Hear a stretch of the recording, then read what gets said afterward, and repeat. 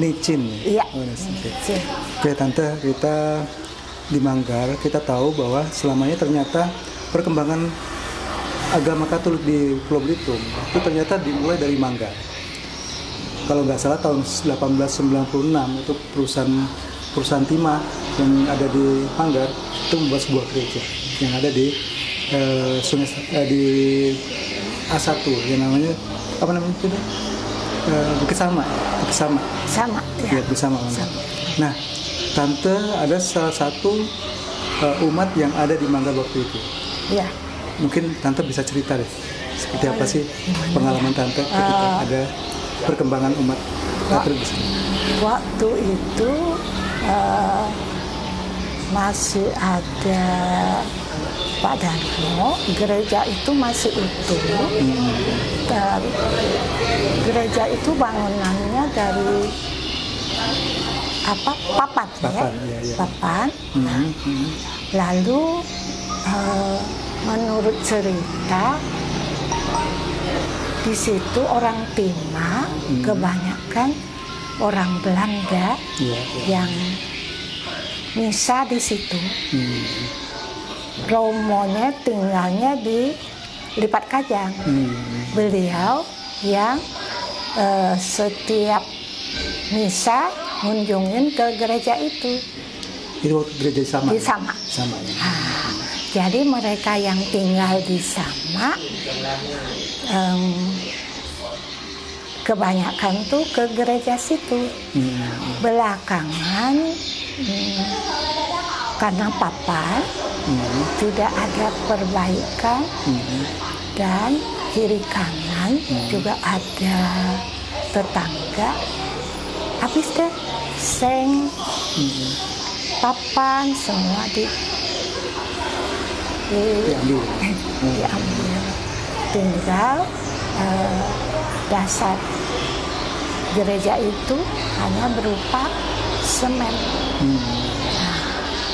Itu waktu itu Tante tahun berapa masih ke gereja Sama? Waktu saya Katolik itu berapa ya? 50-an. 50 tahun yang lalu. 50 tahun yang lalu. 50 tahun yang lalu itu sekitar tahun berapa tuh? 50 Jadi, tahun. iya, 50 tahun yang lalu ini tuh Sekitar 66 tahun 1966 67 gitu ya. Iya, kurang lebih gitu ya. Itu gereja masih ada. Lah. Tahun 65 lah. 65. Tahun 65 masih ada. Gereja itu masih berdiri ya, tahun 65. Tapi masih. Masih ya. Masih. Jadi belakangan itu sudah habis papannya, sengnya dicopotin dari orang-orang yang di sekitar situ. Bangkunya masih diangkut ke gereja sini. Ke gereja sini. Itu tahun berapa? Bangku-bangku itu diangkut ke gereja sini. Bawa ke sini boleh bilang waktu itu Pastor Mars ya. Pastor Mars ya. Gereja sini masih di gereja lama yang ada tangganya dari luar itu. Atasnya pastoran, bawahnya gereja. Karena umatnya sudah mulai banyak, lalu di sebelahnya kiri kan gereja baru.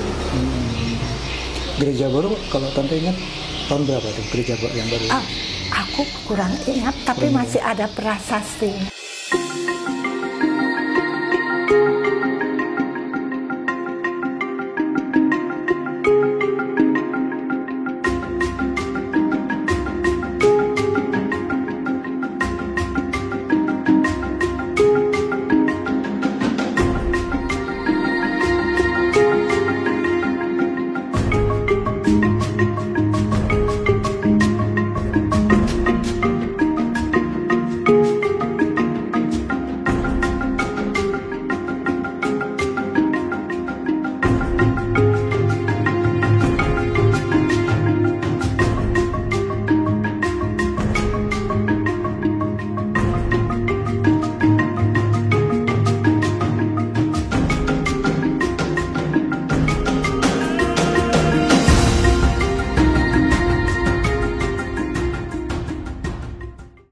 Belanda gitu. Di Samak juga ada satu. Jadi dibikin kayak gereja ya, kapel lah, ada juga. Tapi sekarang udah dibongkar, nggak ada lagi. Yang sama sih, ya mungkin lah yang di Samak dulu. Soalnya Samak begitu mungkin umat di sini agak banyak kan. Terus yang di situ kan daerah, memang istilah tuh kalau dulu Timah di Samak tuh daerah elit. Nah orang yang ini kan kalau dulu kan bilang tuan kongsi apa gitu kan. Nah itu yang diam di situ. Nah jadi dia orang itu ke gerejanya ke situ. Iya, soalnya kalau yang bangun itu memang waktu itu memang masih itu sih zaman Belanda punya, bukan orang. Sejak saya lahir masih kecil udah Pastor De Koning, Pastor Lem itu dari itu.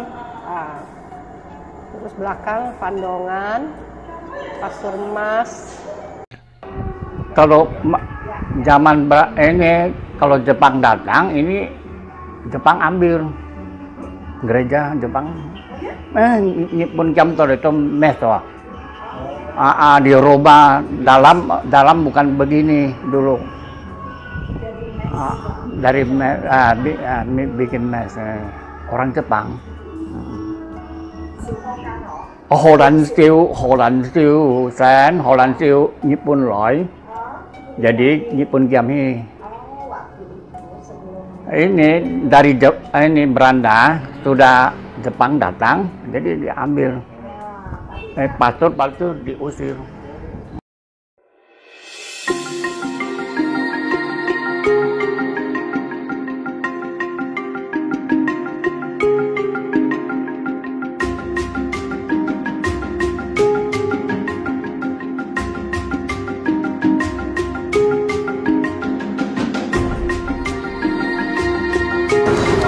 Oke, sharing. Jadi kita dari Tanjung, kita kejar fakta. Kita pengen sharing cerita seperti apa sih perkembangan gereja Katolik yang ada di Gunung Timur, mulai dari pengamatan Cialis sendiri, pelaku Cialis sebagai pelaku orang Katolik yang ada di Gunung Timur, Indonesia.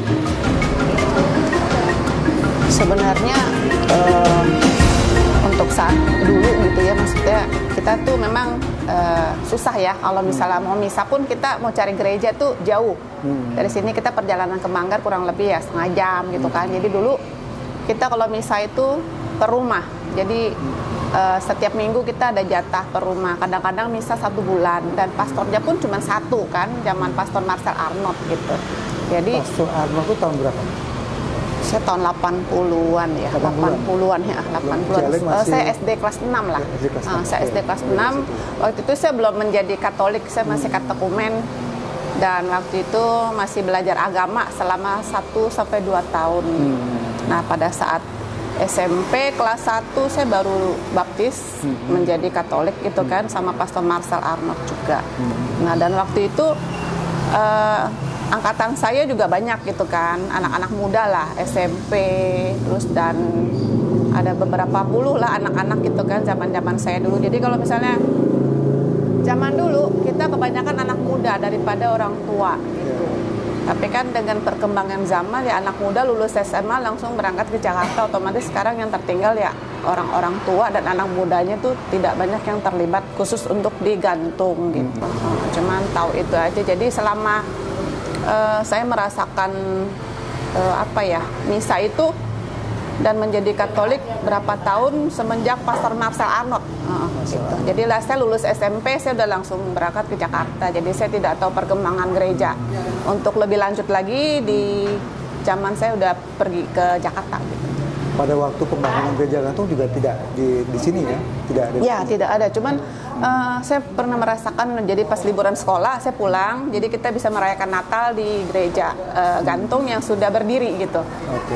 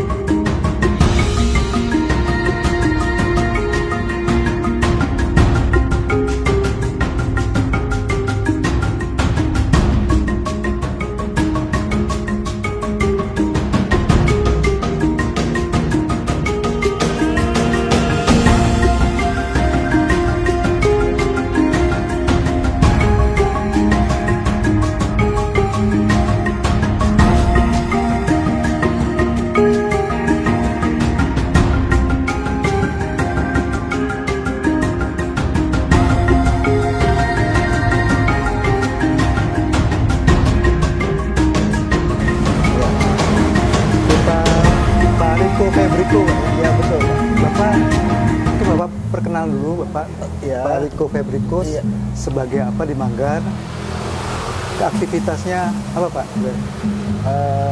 Untuk Manggar ini sementara saya sebagai penggiat sejarah. Pegiat sejarah Penggiat sejarah Manggar ya. kata Manggar lah. Jadi kegiatan sehari-hari saya ya itu tadi mencari Informasi tentang sejarah. informasi baik pun dari buku-buku maupun dari narasumber yang masih ada. Ya. Oke Pak, Pak Riko, perkembangan gereja Katolik di Pulau Belitung itu ternyata dimulai dari Manggar ketika perusahaan timah asal Belanda mengeksploitasi timah di Manggar, dan Iya. itu ternyata pada kalau nggak salah tahun 1896 Pak ya, itu mulai dibangun. 1896 ya. 1896 mulai dibangun sebuah gereja Betul. di Sama, Kaki Bukit Sama. kaki Bukit Sama. Mungkin Pak Riko boleh cerita nih seperti apa sih sebetulnya perjalanan sejarah dari gereja ini? Itu saya dapatkan dari buku Geden Book yang 1851-1927. Itu buku Belanda, catatan tentang Belitung. Ya. Tercatat di situ di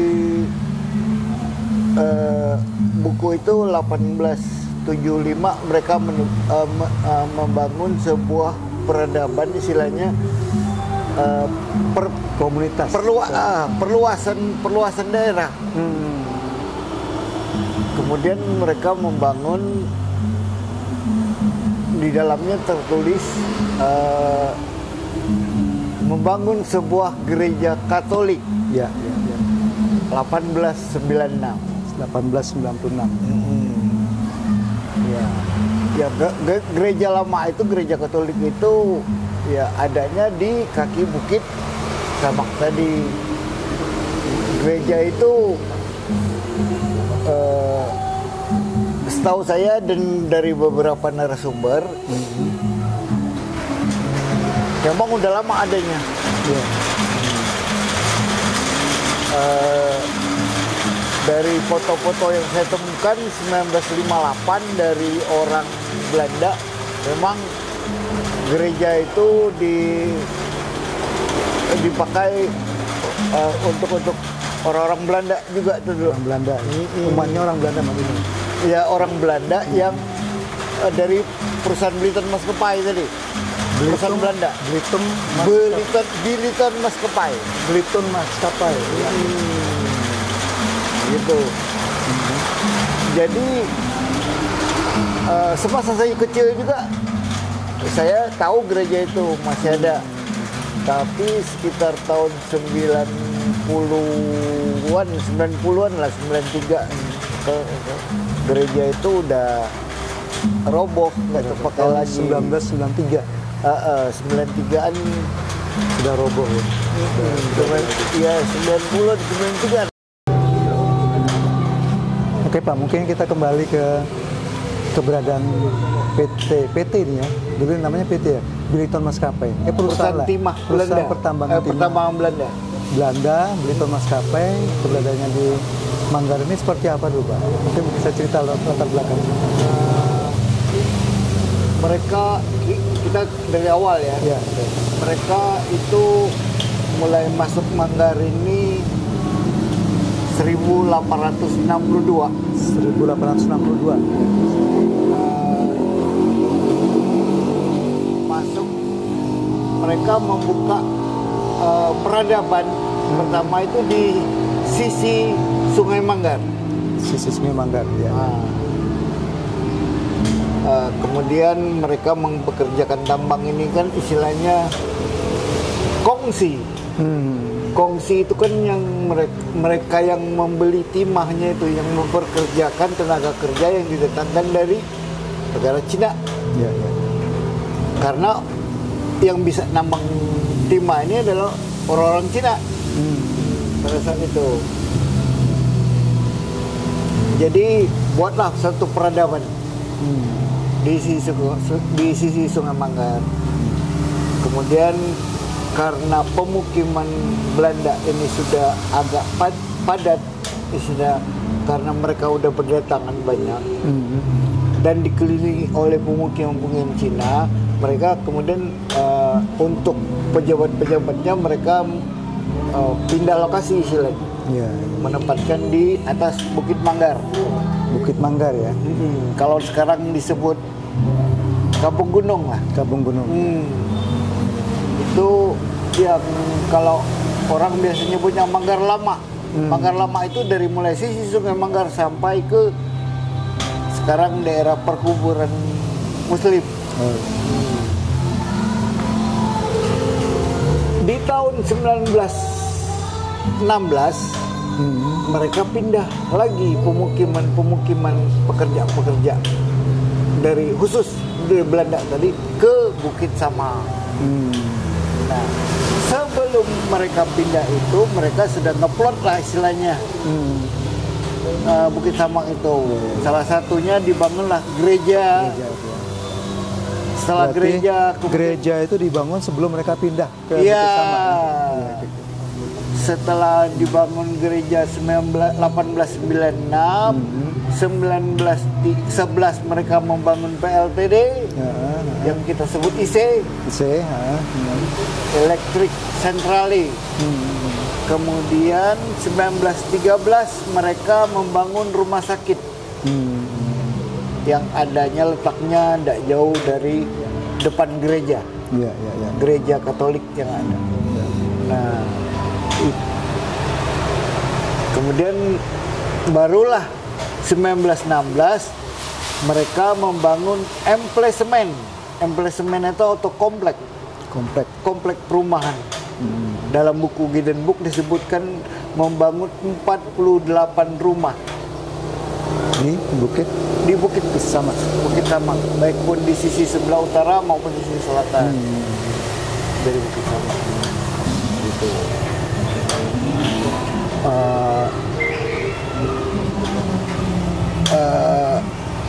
Yang mayoritas adalah pejabat Belitung. Mereka untuk ibadahnya tadi mereka tidak jauh, tinggal turun ke kaki bukit. Sampai sekarang, era sekarang itu kan kaki bukit ya. Letaknya tidak jauh dari tanjakan nih istilahnya. Tetap masyarakat Manggar mengenangnya, dan tanjakan itu dinamai Tegel Gereja. Tegel itu bahasa Belitungnya adalah tanjakan Tegel. Tegel Gereja. Karena memang pernah ada gereja di situ, walaupun sekarang udah nggak ada lagi istilahnya. Tinggal pondasi. Itu sudah masuk arkeolog, peta arkeolog Indonesia loh, Belitung termasuk. Karena kemarin 2020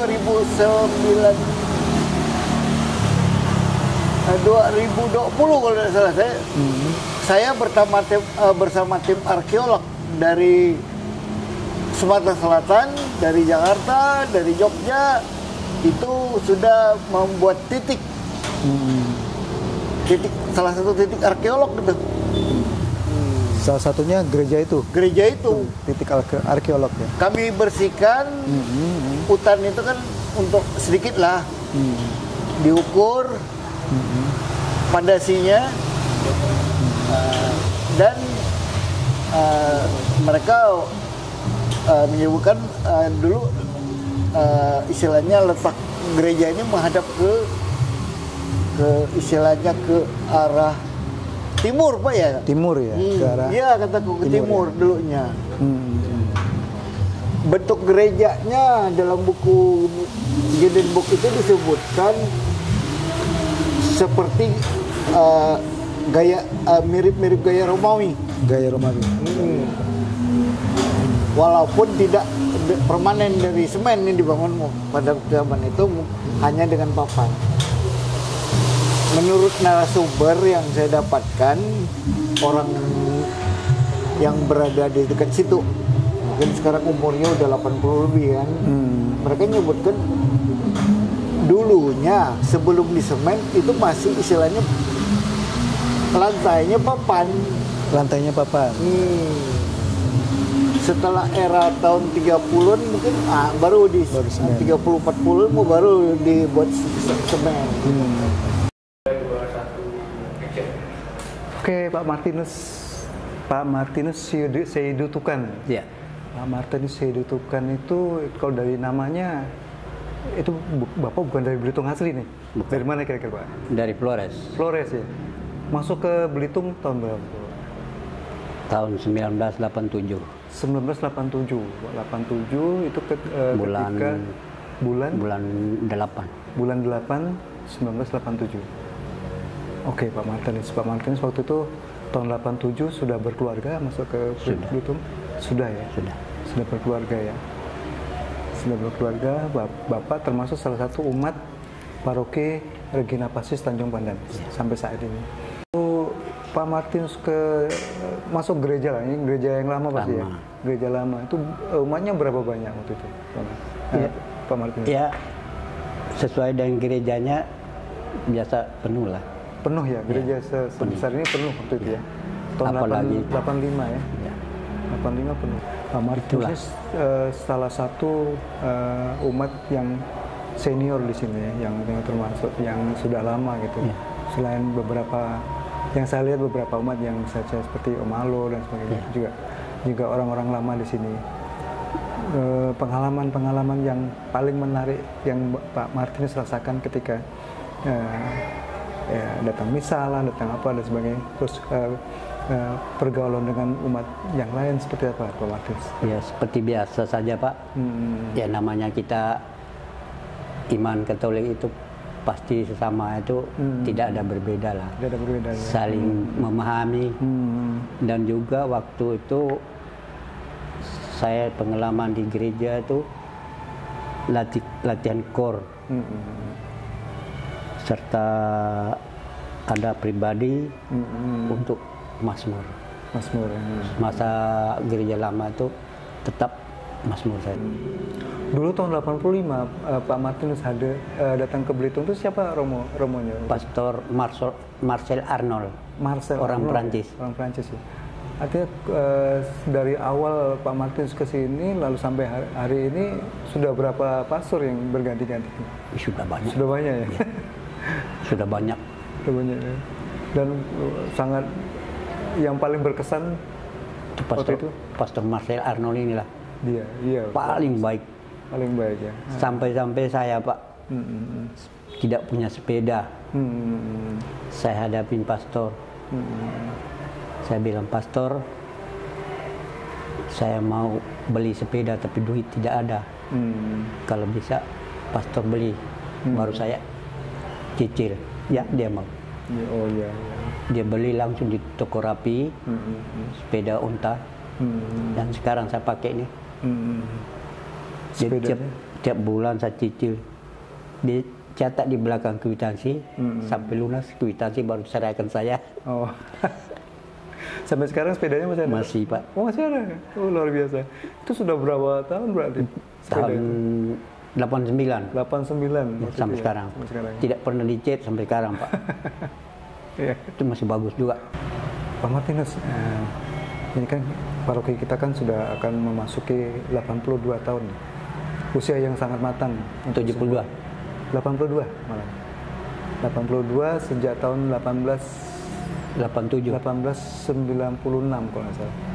1896 ketika gereja pertama kali yang di Manggar itu dibangun. Nah, itu dibangun waktu itu masih perusahaan timah.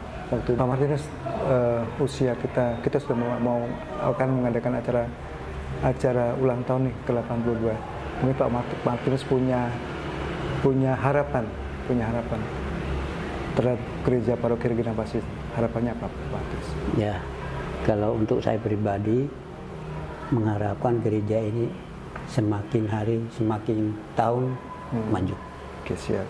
Dan semua umat harus saling bahu-membahu agar umat di paroki kita ini maju. Oke, siap.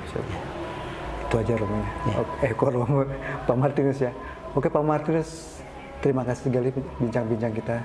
Ya. Kita sampai saat ini. Terima kasih, selamat malam.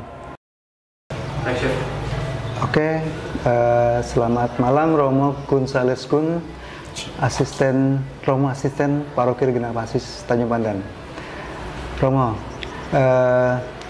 ini kita pengen tahu Romo ketika sebelum Romo pindah ke Paroki Regina Pacis Tanjung Pandan, itu Romo di mana saja Romo kira-kira? Mungkin bisa cerita dengan kita. Baik, saya tahun ini usia tabisan saya 18 tahun. Saya sudah di beberapa tempat tugas. Pertama itu di Koba Ya, Bangka Tengah. Bangka Tengah. Setelah itu Pangkal Pinang di Katedral. Selesai katedral itu saya misionaris ke Sibolga, menggantikan Romo Pincerius di Sibolga selama 4 tahun di sana. Setelah itu saya suatu uskup dan saya pulang ke Kusupan dengan penempatan di Paroki Tanjung Pinang. Setelah Tanjung Pinang selesai, saya diutus oleh Uskup Yono untuk berkarya di Paroki Regina Pacis Tanjung Pandan tahun 2017. 2017 masuk ke Tanjung Pandan. Tabisan tahun berapa Romo? Tabisan tahun 2005. 2005 sampai 2017 baru masuk Tanjung Pandan Romo ya. Oke, siap. Romo ketika tahun 2017 itu pastinya bulan apa itu Romo? Bulan Agustus 2017. Nah Romo mungkin bisa cerita Romo ketika Romo bertugas di tempat lain lalu masuk ke Belitung, apa yang Romo rasakan waktu pertama kali masuk ke sini?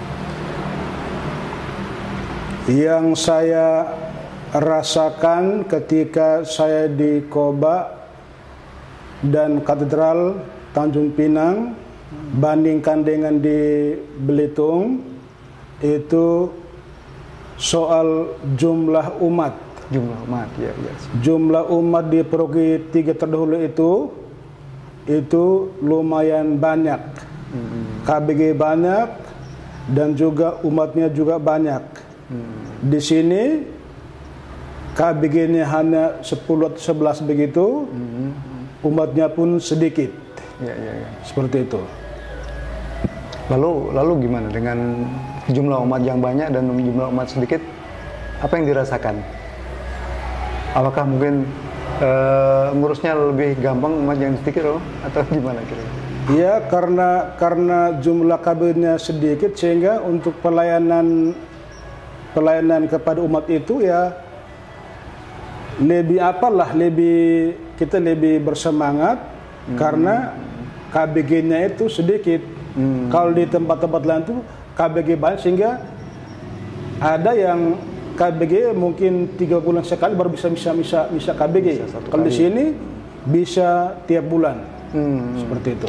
1 bulan sekali KBG bisa di KBG Romo. Kira-kira setelah Romo masuk, suasananya seperti apa Romo? Lalu perkembangan sampai hari ini gereja kita seperti apa Romo? Kalau untuk perkembangan untuk jumlah umat belum terlalu signifikan, berkembang dengan besar, tetapi bahwa untuk perkembangan iman umat gereja Belitung itu sudah diberdaya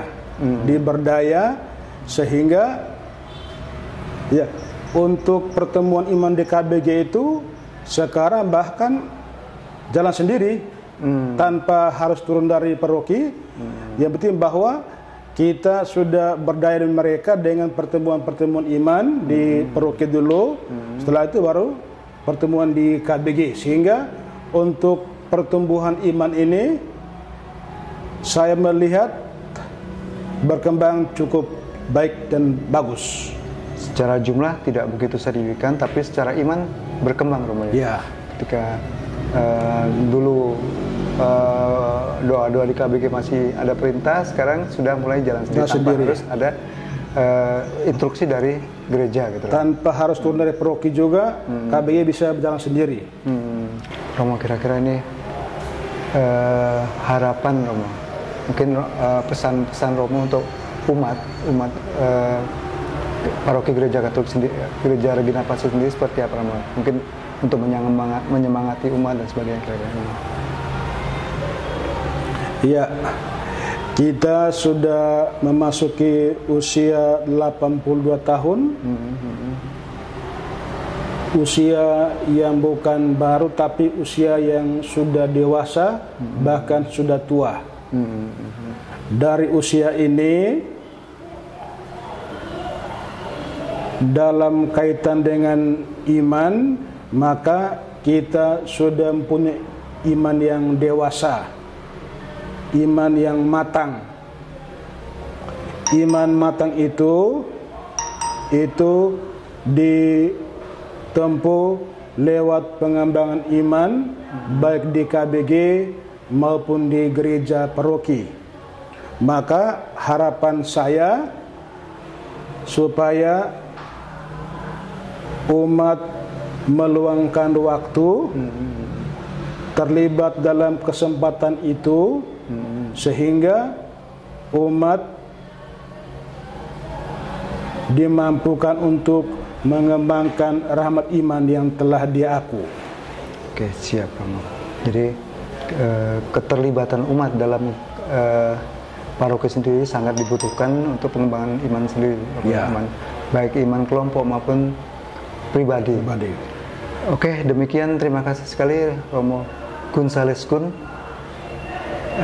bincang-bincang kita. Terima kasih. Selamat malam Romo. Selamat malam. Oke, selamat siang Romo. Selamat siang Paskalis, Pastor Paroki Regina Pacis Tanjung Pandan. Selamat siang Mas Teja. Ya. Oke Romo, kita mau bicara soal gereja kita. Jadi kita pengen tahu nih Romo, ketika Romo masuk pertama kali menjadi pastor paroki Tanjung Pandan ini, seperti apa sih kondisinya sebelum pada saat itu? Lalu perkembangannya seperti apa Romo? Iya. Jadi saya masuk di sini itu saya tidak langsung menjadi pastor paroki, tetapi saya menjadi pastor pembantu itu kurang lebih 1,5 tahun. Waktu itu Romo Marco sebagai pastor paroki dan saya sebagai pembantu, membantu beliau untuk melayani umat yang ada di paroki kita ini. 1,5 tahun setelah itu baru beliau dipindahkan ke Ujung Beting, baru saya menjadi pastor paroki. Maka kalau dihitung sudah berapa lama saya di Belitung, ini 7 tahun lebih, mau menuju ke tahun ke-8. Dan dari 7 tahun lebih itu kurang lebih sekitar 4-5 tahun saya menjadi pastor paroki. Dari 7 tahun itu ya? Iya, betul. Menjadi pastor paroki. Dari pengamatan pastor sendiri, seperti apa perkembangan umat di sini, Romo? Kalau ditanya soal ini perkembangan umat, saya tidak bisa memberikan penilaian yang, karena kadang-kadang penilaian kan bisa salah juga Mas ya. Tapi saya bisa membuat sebuah benang merah dari seluruh pengamatan saya. Saya melihat bahwa sekarang itu umat sudah mulai sadar akan tanggung jawab dia dalam kehidupan menggereja. Jadi berdasarkan tanggung jawab itu, maka umat mulai sadar bahwa karunia-karunia yang dia miliki itu yang harus dia persembahkan untuk gereja. Jadi kalau kita omong tentang karunia, itu kita tidak omong tentang materi-materi yang diberikan kepada gereja, tetapi kemampuan-kemampuan dia, bakat-bakat dia, itu yang kita sebut dengan karunia. Nah, kalau kita ambil dari kitab suci itu kita ingat Yesus omong tentang perumpamaan tentang talenta atau perumpamaan tentang uang dan mina. Jadi hamba-hamba yang punya talenta, hamba yang punya uang dan mina itu diberi oleh Tuhan dan itu harus dia pakai untuk mempertanggungjawabkan itu di hadapan Tuhan. Dalam hal ini di dalam gereja kita. Saya melihat itu sudah mulai ada pertumbuhan untuk menuju ke arah sana. Memasuki ke 82 tahun Romo, paroki Regina Pacis Tanjung Pandan. Mungkin Romo punya harapan-harapan nih kepada umat, mungkin kepada lingkungan di sekitar gereja, gimana Romo? Harapan pasti yang pertama itu saya mengajak umat di paroki Regina Pacis, mulai dari Tanjung, Kampit, kemudian Gantung, Manggar, Jangkang. Kita sadar bahwa kalau kita sebagai orang yang dibaptis, maka tanggung jawab dan partisipasi itu harus lahir dari sebuah kesadaran bahwa saya sebagai orang dibaptis, apa yang harus saya berikan untuk Tuhan. Itu yang pertama. Lalu yang kedua, harapan mari kita jalan bersama-sama sesuai dengan talenta-talenta, sesuai dengan bakat-bakat yang kita miliki. Dalam hal ini di Pipa Paroki kita sudah punya seksi-seksi. Jadi seksi liturgi misalnya, dia bertanggung jawab untuk kehidupan liturgi umat di paroki, di KBG. Seksi keluarga, dia bertanggung jawab untuk kehidupan keluarga baik di paroki, di KBG. Seksi orang muda, demikian juga seksi bina iman anak dan remaja. Intinya bahwa semua orang sadar bahwa kita berjalan bersama-sama sebagai gereja partisipatif, sebagai gereja sinodal untuk menuju sebuah tujuan yang satu dan sama. Terus dalam rangka 82 tahun gereja kita, Romo. Iya, Mas. Ini tanggal 30 Maret. 30 Maret. 30 April. 30 April. Ya. 30 April itu kita akan mengadakan ziarah, Romo. Betul. Itu masuk dan tujuannya seperti apa, Romo? Mungkin Romo bisa jelaskan. Iya.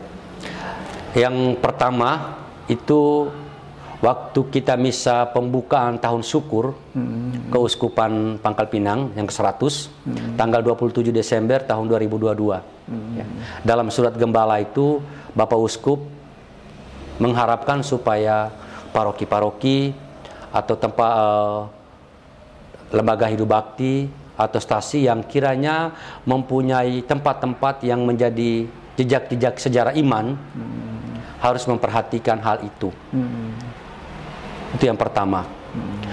Yang kedua, maka berangkat dari hal itu harapan Bapak Uskup, maka saya berpikir untuk baik juga kalau kita sebagai seluruh umat itu kita harus pergi berziarah ke Manggar di Samak. Karena bagi saya cikal bakal gereja sebagai sebuah bangunan sebelum dia berada di Tanjung itu dia berdiri di Samak itu. Nah, sebenarnya ini lebih pada napak tilas, ya, lebih pada ziarah. Dengan ada di tempat itu, kemudian kita mulai merenungkan dalam refleksi pribadi ataupun dalam doa-doa, mungkin kita ingat bersama bahwa di tempat inilah jejak iman itu pertama dia lahir. Nah, sehingga dengan itu kita dikuatkan kembali untuk terus melangkah. Lalu saya lihat rutenya kan kita mulai di Samak. Kita misa di sana, doa di sana, kemudian kita ke gereja Santo Yosep Manggar yang ada di Lipat Kajang, yang sekarang menjadi gereja Santo Yosep untuk umat stasi Manggar. Dari situ di hari yang sama. Lalu kemudian minggu berikutnya tanggal 7 baru kita semua merayakan puncak perayaan hari ulang tahun paroki, keuskupan.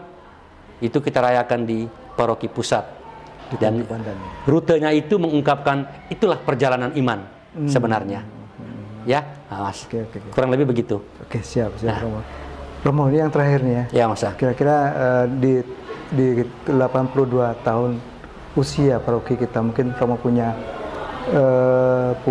apa ya namanya, penyemangat untuk umat. Kira-kira seperti apa? Saya percaya bahwa umat kita di paroki ini bisa semua. Ya, artinya bahwa dengan kemampuan-kemampuan yang kita miliki, yang tadi saya sebut dengan karunia atau talenta tadi, saya kira semua itu bisa dipakai, ya, bisa dipakai untuk kemuliaan Tuhan. Dalam hal ini, dalam gereja kita, di paroki, dan untuk keselamatan juga sesama kita umat. Hanya dengan itu, saya kira gereja kita pasti akan bertumbuh, ya, lebih berkembang lagi dan semakin maju. Oke, begitu, siap. Mas. Nah. Oke, terima kasih Romo, Pastor Francisus Pascalis, Pastor Paroki Regina Pacis Tanjung Pandan. Selamat siang, Romo. Terima kasih, Mas Teja. Selamat siang juga ya. Oke, terima kasih. Terima kasih. Oke, Bapak Ibu sekalian, Bapak Ibu dari komunitas Santo Benedictus Jangkang. Mungkin dari awal ini kita bisa kenalan dulu. Mungkin dari Ibu, Bu siapa Bu ya? Saya Ibu Erni. Ibu Erni. Ya? Oke, siap. Saya Bapak Mr. Cok Sinaga, Ketua KBG Pak ya? Ketua KBG Benedictus Jangkang. Oke, siap. Saya Bernard Petrus Yaloho, Ya. sebagai seksi keluarga. Seksi keluarga. Ya, siap. Saya Kardinal Lensuenes sebagai fasilitator. Oke, siap. Oke. KBG Santo Benedictus itu termasuk salah satu KBG yang baru di paroki kita, Paroki Regina Pacis Tanjung Pandan. Mungkin Bapak Ketua nih, Ketua KBG nih bisa cerita dulu. Kapan mulai KBG Santo Benedictus ini mulai aktif, Pak, kira-kira? Kalau KBG Benedictus Jangkang berdiri itu tanggal 15 ya, 15 Januari tahun 2015. 2015 ya. Oh, iya. 2015. Cuman kita mulai aktif 2017-an. 2015 mulai berdiri 2017 mulai aktif ya. Ya. Dan kita sempat vakum gara-gara ada Covid 2 tahun lebih, dan sekarang kita mulai aktif lagi di paroki kita Regina Pacis. Jumlah anggota berapa? Jumlah anggota kita 70-an. Ya, Pak Kardinal boleh. Baik, kalau untuk jumlah anggota, kalau untuk kakak itu ada 24. 24 kakak. Kalau dihitung per jiwa 90. 90 termasuk 90. Banyak ya? Lumayan banyak. Jangkang itu Belitung Timur ya? Atau Belitung Timur. Belitung Timur ya. Dia masuk ke bukan paroki ya, stasi ya. Ya. KBG Manggar. Karena kita sudah punya gereja sendiri yang dibangunkan dari perusahaan, dan kita karena sering misa di sana, makanya di sini sering disebut stasi. Mungkin Pak Kardinal bisa cerita nih, sebelum KBG berdiri seperti apa kehidupan menggereja di sana? Baik, kalau sebelum KBG berdiri, kami dikunjungin dari paroki kadang sebulan sekali. Sebulan sekali, dan itu pun setiap sore. Dan kita sembahyangnya dulu biasanya kita tempatnya di Sari Bunga, karena waktu itu umat yang paling banyak di Sari Bunga. Jadi kita misa perdana pertama Romo Hans waktu itu.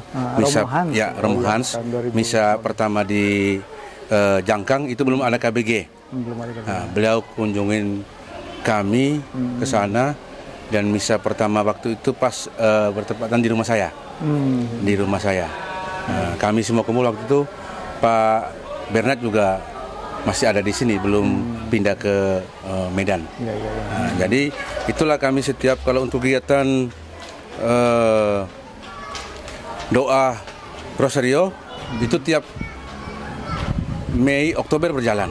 Mei Oktober berjalan. Tapi kalau untuk misanya sembahyangnya cuman 1 bulan 1 kali setelah Romo Hans sebagai pembuka jalannya. Nah, itu baru Romo lain, Romo Pincerius, Romo Marco, Pak Romo Marco mulai turun ke Jangkang. Setelah itu ada karena mungkin umat kami di sana sudah banyak, maka dibentuklah KBG. KBG 2015 itu waktu Romo siapa itu? Waktu Romo Marco. Masih Romo Marco. Romo Marco. Mungkin Pak Bernard masuk ke Belitung tahun berapa waktu itu? Sudah masuk ke KBG atau baru? Kalau saya pertama sekali saya tahun 2006 ke sini. Oh, 2006. Jadi belum ada gereja di sana. Belum ada gereja. Jadi 2006 gereja belum ada, kami masih ke sini. Setiap minggu kami ke sini, ibadah di sini. Jadi setiap hari minggu hanya ibadah aja, belum ada dulu kita pertemuan di sana gitu. Jadi saya tahun 2010 udah pindah lagi ke Medan gitu. Ke Medan lagi. Oh, iya. Nah, baru tahun 2021 saya balik lagi sini. Oh, sudah gitu ya. Nah, sudah ada gereja gitu. Sudah ada gereja. Sudah ada gereja KBG. Dari Jangkang ke sini itu berapa kilo, Pak? Hampir 70 kilo lah. 70 kilo ya. Nah, jauh banget. Kurang 70 lah. Belitung Timur ya. Itu daerah Dendang ya. Kami kan dari Balok. Kurang lebih Dendang Balok ya. 50 lah. Kalau dari kami dari Balok 50. Dari 70. Balok ya 70. Kalau Balok iya. Lebih kurang 70 kilo lah. Saya 25 pas. 25 kilo. Pengalaman sebagai ketua seksi liturgi untuk KBG. Oh iya, seksi liturgi Bu ya. Iya. Gimana? Ya, disitulah kami sering latihan kor bersama, doa-doa bersama, gitu. Ya, semuanya berjalan lancar lah.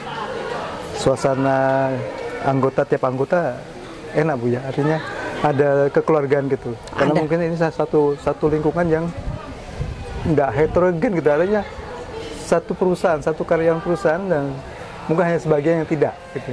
Lebih enak koordinasinya, betul Bu? Ya, gitu. Enak lah. Mungkin sesuatu yang sangat berkesan kira-kira pernah Bu dalam kegiatan di KBG? Kumpul bersama, doa bersama, oh, iya, doa siap. KBG kan Rosario. Oke. Itulah. Pak Ketua kira-kira. Pak Ketua nih, ini menjelang usia 82 tahun Paroki Regina Pacis. Kira-kira kalau di KBG sendiri punya persiapan apa? Kalau kita di usia paroki kita yang ke-82 memang sudah cukup tua lah, sudah cukup dewasa lah. Persiapan kita ke depan ini dengan usia paroki kita yang ke-82, kita akan lebih proaktif dalam ikut ambil bagian pelayanan di gereja. Jadi kita lebih fokus untuk berkomunikasi dengan umat supaya mereka ikut ambil bagian juga. Jadi bukan hanya cuman pengurus yang ini. Jadi kita libatkan semua anggota KBG supaya mereka juga regenerasi berkelanjutan. Jadi kedepannya harapan saya KBG kita ini Jangkang makin maju dan makin ramai. Siap. Selalu kita dukung programnya paroki. Betul. Ini pertanyaan terakhir nih, kira-kira dalam rangka 82 tahun mungkin ada kalimat atau motivasi yang menyemangati anggota nih, kira-kira apa kira-kira? Ya, kalau saya selalu berharap setiap anggota ataupun anggota KBG kami secara langsung ataupun anggota KBG yang lain selalu kompak, jalan bersama dan untuk memajukan paroki kita Regina Pacis. selalu kompak gitu ya. Harapannya ini Pak, apa kira-kira pesan-pesannya dari kami KBG Santo Benediktus? Harapan kami kita selalu aktif dan terlibat dalam segala program-program yang diberikan paroki kita, supaya berjalan dengan baik. Oke, siap Pak Kardinal, mungkin closing statement kira-kira. Baik, untuk kami KBG Jangkang, harapan kami selalu kekompakan dari umat KBG Jangkang, dari umat KBG yang di Paroki, supaya program yang sudah dicanangkan dari Paroki dapat berjalan dengan baik. Itulah harapan dari kami. Oke, siap. Mungkin Ibu terakhir, Bu. Pesan-pesan terakhir nih untuk KBG kita. Ya, semoga KBG kita makin maju ke depannya. Nah, itu aja. Selalu bersatu padu lah. Oke, siap. Oke, siap Bapak Ibu sekalian, terima kasih sekali atas wawancara kita hari ini. Selamat siang Bapak Ibu. Selamat siang. Saya menjadi ketua KBG Santa Cecilia itu udah periode yang kedua. Kedua ya. Ya, mungkin selama saya waktu periode pertama saya menjadi ketua KPG, masih ada kepercayaan dari umat Santa Cecilia yang mempercayakan saya untuk menjadi ketua di Santa Cecilia. Yang kepercayaan dari umat gitu. Sehingga periode yang kedua saya dipilih lagi gitu. Perasaannya gimana Pak Yureni? Apakah saya dikerjain ini menjadi ketua KBG lagi atau gimana? Saya tidak berpikir begitu demikian. Cuman saya pikir ya karena mungkin kepercayaan dari teman-teman gitu masih ada kepercayaan kepada saya untuk untuk memimpin lah gitulah, untuk berjalan bersama-sama dalam kegiatan apa yang ada baik di dalam program di Santa Cecilia tersebut. Untuk program yang kita jalankan sih memang belum sepenuhnya kita jalankan, tapi pasti kita akan jalankan gitu. Belum semaksimal mungkin gitu. Tetap semangat ya Pak Yureni ya. Karena juga paling tidak kita ada saling bekerja sama lah gitu. Bukan hanya aja ketua yang bekerja, tapi umat-umat yang lain juga ikut saling membantu aja. Oke, siap. Mungkin Pak Rayon ini lah yang paling, saya pikir yang paling senior ya Pak Rayon. 2 kali juga kalau nggak salah jadi ketua KBG. Iya, betul. Seperti apa Pak Rayon? Baik. Selama menjabat menjadi DP Pipa Paroki, saya merasakan ini kan sebelumnya, periode sebelumnya itu kan masa pandemi ya. Jadi masa pandemi itu sendiri banyak mungkin program-program yang tidak bisa terselesaikan dengan baik. Namun ketika masuk dalam periode yang kedua ini, saya menjadi sangat bersemangat melihat ketua-ketua KBG-nya itu adalah orang muda. Ya, betul. Itu yang saya acungan jempol seperti itu. Jadi meskipun kami misalkan saja sudah setengah abad ini kan umurnya, tapi baru dua periode ini, dan mudah-mudahan di periode berikutnya kawan-kawan yang masih muda ini masih punya peluang yang besar dan mungkin tantangannya juga lebih besar. Tapi Pak, ya kita harus percaya bahwa dalam hal organisasi kita kan menjadi gereja partisipasif itu. Ya. Jadi semua harus kita berdayakan. Mulai dari yang tua juga ada seperti yang kita lihat saat ini, yang muda juga banyak, lebih banyak yang muda kalau saya perhatikan. Jadi kita harus mendukung gerakan ini dan organisasi menjadi di Pipa Paroki ini jadi yang partisipatif ini sangat mendukung kita untuk ke depan dan bisa menjadi perubahan bagi gereja Paroki Regina Pacis Tanjung Pandan untuk beberapa tahun yang akan datang. Itu saya berharap demikian, karena dari kita, untuk kita, oleh kita, bersama kita bisa. Oke, terima kasih Pak Raden. Mungkin saya mau bertanya dengan Pak Sinaga. Pak Sinaga, Anda orang yang aktif di luar, mungkin pekerjaan Pak Sinaga itu banyak di luar. Nah, kenapa Pak Sinaga mau menjadi ketua KBG? Itu pertanyaan. Baik, terima kasih. Kalau ditanya kenapa mau, bukan mau saya, tetapi umat yang mau, anggota yang mau. Saya juga tidak harus meminta saya harus ketua, saya tidak minta seperti itu.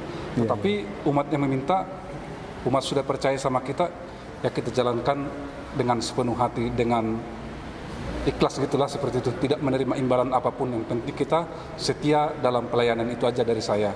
Soalnya kalau yang pengurus ini tidak ada gaji, yang penting pelayanan kita. Dan juga di komunitas Yohanes Pembaptis, saya mulai dari wakil, terus naik ketua, sekarang ketua lagi. Waktu itu pun saya dipilih, saya tidak ada di tempat, saya ada di kampung, tetapi umat memilih saya. Tapi itu mungkin sebagai kebanggaan bagi saya tidak punya apa-apa, saya tidak punya sekolah yang tinggi, tetapi umat memilih saya, itu kebanggaan bagi saya. Terima kasih. Oke. Optimismenya, Ibu juga kayak kalau nggak salah guru Bu ya? Ibu guru. TU dari SMP, SMA. TK Regina Pasis, Tanjung Bandung.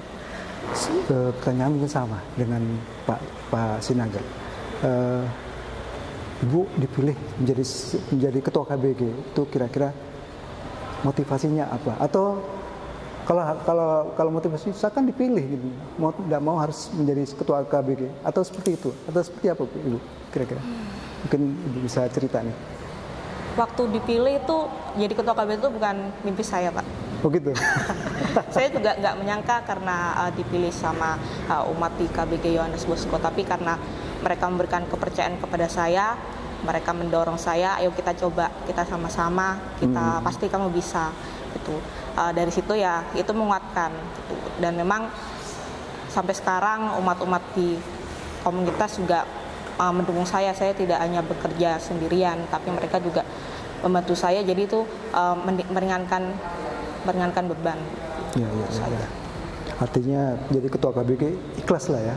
Artinya saya diminta oleh anggota, ya saya harus menjalankannya, dan itu sudah menjadi amanat. Kalau orang-orang luaran ngomong itu amanah gitu ya, amanah dari anggota untuk membawa KBG seperti apa gitu. Oke, makasih Ibu. Nih, mungkin dari Santa Maria ini KBG yang paling sedikit anggotanya. Kalau nggak salah cuma 10 keluarga. Sama dengan Yohanes Pembaptis ya. Nah, Pak Edi, mungkin Pak Edi cerita deh, dengan jumlah anggota yang seperti itu, apa yang terjadi Pak Edi selama ini? Di KBG kami di Santa Maria ini sih saya bersyukur.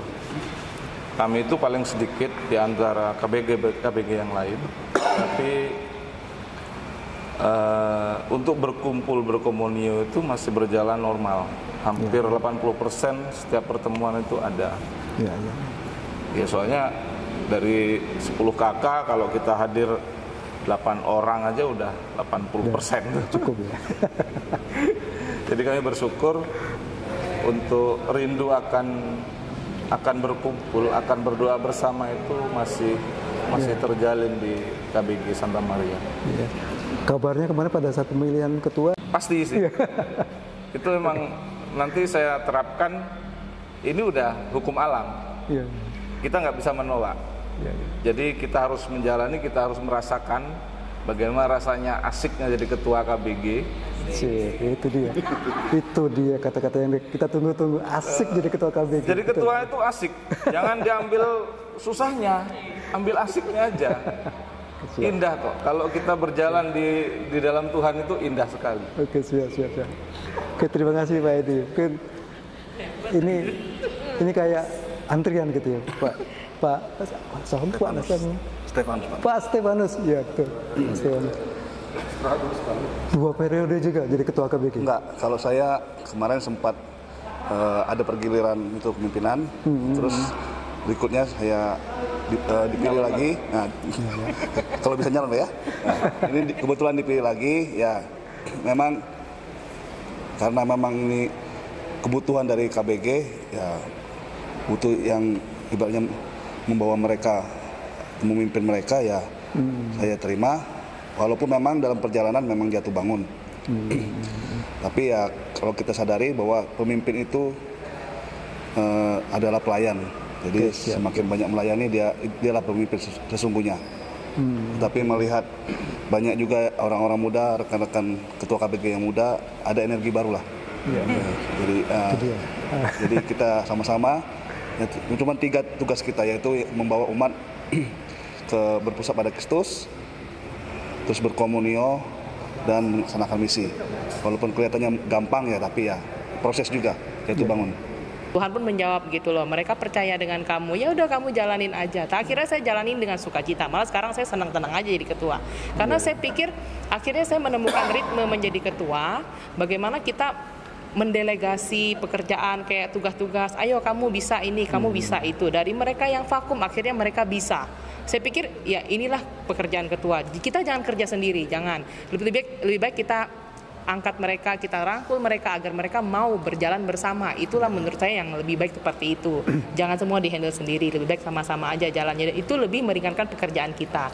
Bagaimana kita melayani Tuhan, jadi kita harus sama-sama aja. Begitu sih dari saya. Saya tangkap memang senada dengan Bapak Aidil. Iya. Ketua KBG itu asik gitu. Iya. Oke, terima kasih. Ya. Mungkin apa sih namanya? Yakobus Krisnadi. Ya, siap. Oke. Mungkin hampir sama pertanyaannya. Kira-kira saya manggilnya gimana? Saya jujur baru pertama kali terjun dari ketua KBG dan itu bukan pilihan saya dan saya tidak ada bermimpi untuk jadi ketua atau pengurus. Waktu itu saya posisi masih di luar kota selama 2 minggu dan tiba-tiba dipilih menjadi ketua. Itu pertama pakai Pak Siok karena saya belum mengenal dunia gereja sini karena emang saya udah orang lama, tapi udah perubahan yang sangat drastis. Dan itu saya harus dipelajari lagi. Dan saya minta dukungan dari KBG saya, KBG Santo Fransiskus Salvatorius. Program kerja sudah 2 program yang kita laksanakan, itu benar-benar terlaksana, hampir 100% dilakukan dan para umat KBG kami mendukung, sangat-sangat mendukung, baik pun orang tua, orang muda, dan saudara kami juga pada mendukung. Saya sangat bersyukur. Semoga untuk kedepannya itu KBG kami makin berkembang untuk berkomunio, bermisi dan berpusat pada Kristus. Oke, tapi memang betul dari sepikiran dengan saya mungkin anggota-anggota dari KBG Bapak bahwa Bapak kan orang muda nih, punya energi yang lebih untuk membuat KBG ini semakin dinamis gitu. Itu seperti itu kan sebetulnya. Tanggapannya gimana? Dengan untuk bentuk dinamis itu emang ada dukungan sih. Saya sangat-sangat bersyukur karena mendapat dukungan itu. Jadi setidaknya program apa, kerja apa, pada semua mensupport. Baik pun pekerjaan kecil, sebesar, untuk mengambil keputusan kita harus sepakat, kita bermusyawarah intinya. Oke, terima kasih. Mungkin sebelahnya Ibu Teresia. Ibu Teresia ini seorang guru. Bukan, Pak. Bukan ya? Bukan. Saya itu salah terus ya? Bukan. Ibu Teresia, mungkin Ibu saya lihat baru pertama kali menjadi ketua KBG. Awal-awal dipilih seperti apa perasaannya? Awal-awal dipilih itu mungkin ada sedikit penolakan, Pak. Karena, dari Ibu maksudnya? Iya, ada penolakan karena pertama saya ibu rumah tangga, ada anak kecil, jadi mungkin urusan di rumah aja sudah ribet seperti itu. Apalagi harus membantu di KBG untuk menolong untuk KBG kami itu ke paroki. Jadi ada penolakan itu jujur di awal ada, tetapi keluarga di KBG itu memang mereka ibarat kata itu ayolah Kak, mereka mendukung dan ada bilang tolonglah ini dari kita untuk kita kok. Jadi berawal dari itu saya juga melihat bahwa kebanyakan kami orang tua, Pak. Kebanyakan kami orang tua, mereka mendukung karena mungkin zaman saat ini kan zamannya sudah canggih, jadi mungkin dinilai bahwa kaum muda seperti kami itu mungkin yang cocok bagaimana. Tetapi selama berjalan ini aman-aman sih, Pak. Saya malah enjoy karena mereka yang sering mengingatkan saya setiap ada rapat atau ada apa. Ketika saya lagi sibuk di rumah dengan anak-anak, dengan keluarga, mereka yang malah mengingatkan. Kak, nanti ada ya, ada rapat, ada kegiatan ya, jangan lupa. Oke, baik. Jadi untuk saat ini seperti yang tadi dikatakan oleh Pak Edi, saya jadi asik seperti itu. Dengan kesibukan di rumah, ada anak kecil, itu nggak ada kendala untuk misalnya harus ke mana, ke anggota kemana gitu, nggak ada masalah. Sejauh ini nggak ada masalah, Pak, karena pertama keluarga mendukung, kemudian jadi saya merasa bahwa di KBG itu lebih kekeluargaan. Jadi ketika ada kegiatan, ketika harus meninggalkan anak, semua saling bertanya, Kak, bagaimana anak-anak, apa bisa mereka mau istilahnya nggak apa-apa anak-anak sama kami bantu seperti itu, Pak. Jadi sejauh ini aman. Oke, siap. Oke, Bu Tresia, mungkin Ibu Lena, Ibu Lena yang rumahnya paling jauh ya, di Tanjung Binga, Ibu Lena. Ibu Lena dengan rumah yang jauh itu KBG-nya di sana ya, di Tanjung Binga atau di mana lokasinya? Enggak, kita dulu bersama dengan Santa Cecilia, terus dimekarkan, dan waktu di Tanjung Binga itu juga awalnya dari Cecilia sih sebenarnya, karena di Tanjung Binga itu dulu belum ada kelompok ya, belum ada komunitas. Jadi waktu itu saya bawa mereka dari Cecilia, ayolah kita doa ke Tanjung Binga gitu kan. Nah, waktu saya sesudah merit itu barulah ada pertemuan KBG di situ. Lalu setelah dimekarkan, akhirnya kami mau nikah dari Jalan Baru sampai ke Tanjung Binga itu menjadi satu komunitas KBG. Jalan Baru sampai Tanjung Binga. Itu anggotanya ada berapa keluarga? Kalau secara terdata sih 33 kakak. 33 kakak. Ya. Tapi kalau dilihat dari geografisnya tuh pasti jauh-jauh tuh rumahnya. Iya. Itu salah satu tantangan bagi saya. Bagaimana cara kita untuk mengumpulkan? Kadang-kadang kalau ada pertemuan di Tanjung, yang Tanjung Binga tidak hadir. Nah, satu-satunya cara ya kita menyiapkan transportasi agar apa yang mereka dari Tanjung bisa ikut doa komunitas di Tanjung Binga gitu. Oke, terima kasih Ibu Lena. Mungkin ini yang terakhir nih. Mungkin kalau istilahnya kalau di TV-TV itu ada closing statement untuk dengan usia paroki kita yang sudah ke 82. Mungkin Pak Ryan bisa cerita deh.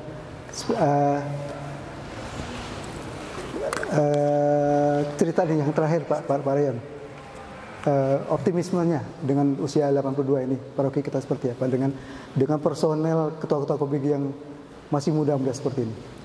Silakan Pak. Saya yakin dan percaya dengan partisipasi ada dari kaum ibu-ibu juga ada, anak muda juga ada, yang setengah baya juga ada, setengah abad juga ada. Jadi ini yang membuat saya optimis sekali. Siap. Jadi Paroki Regina Pacis Tanjung Pandan akan menjadi pasti lebih maju. Kemudian pasti kerjasamanya juga akan terbentuk dengan partisipatif ini. Tidak hanya melulu kepada pipa paroki, tidak aja, tapi semua unsur akan terlibat. Inilah yang membuat kekuatan itu, karena kebersamaan inilah akan menjadi bisa semakin hebat, semakin kuat, semakin lebih maju ke depannya itu. Paroki Regina Pacis, yes. Oke atau yes? Paroki Regina Pacis, yes. Oke. Terima kasih Bapak Ibu sekalian. Inilah ketua-ketua KBG di Paroki Regina Pacis Tanjung Pandan. Terima kasih, selamat malam.